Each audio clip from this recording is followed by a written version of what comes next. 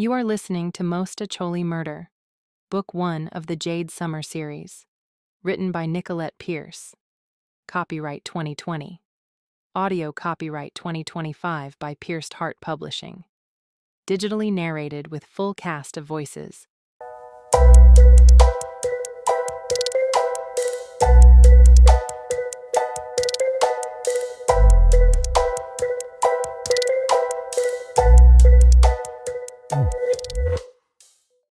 Chapter 13.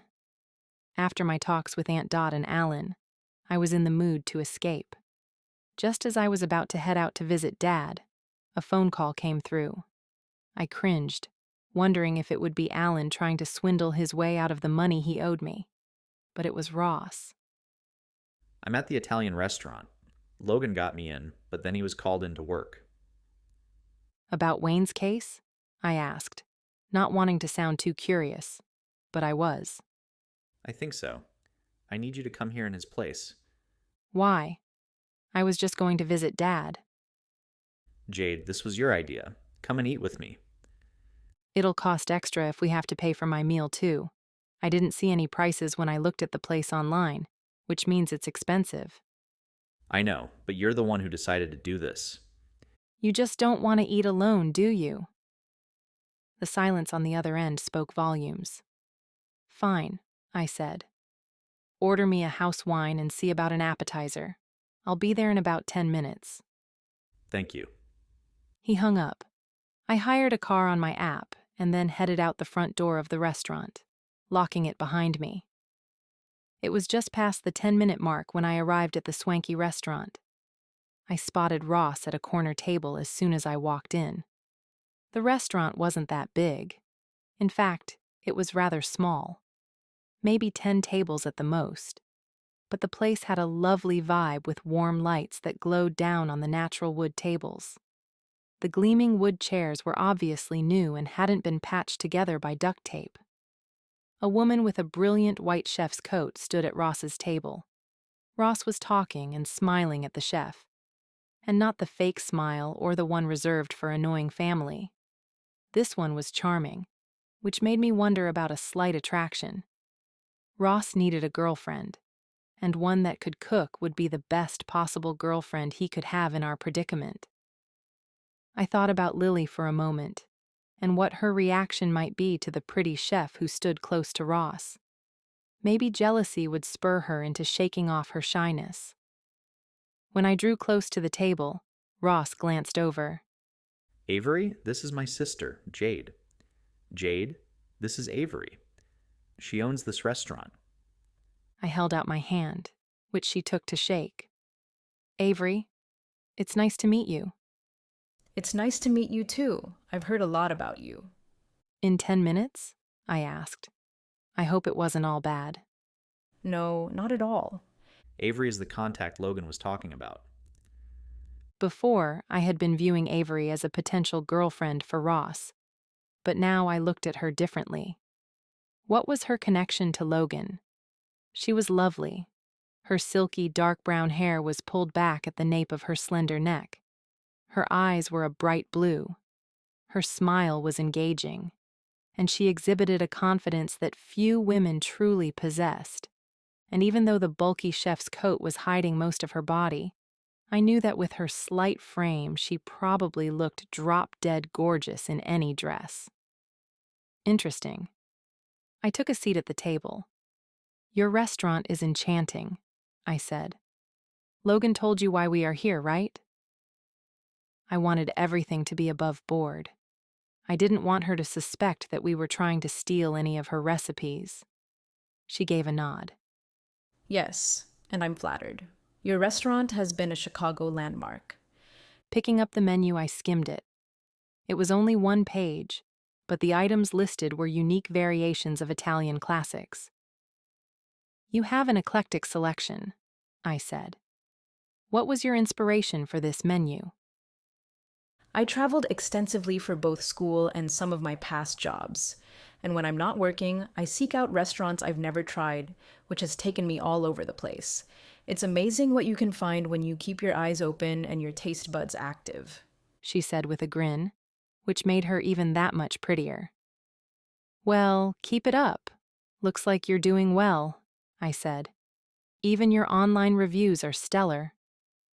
Thank you. It's definitely been a long road, but it's been worth it. She touched Ross's shoulder lightly and said, I better get back to the kitchen, but if you need anything, please let me know. I will. Discreetly, I picked up my phone and snapped pictures of the menu. We need a smaller menu like this, I said. Ours is a 10-page monster.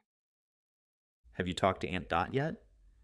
Yes, and she was shocked, like we all are.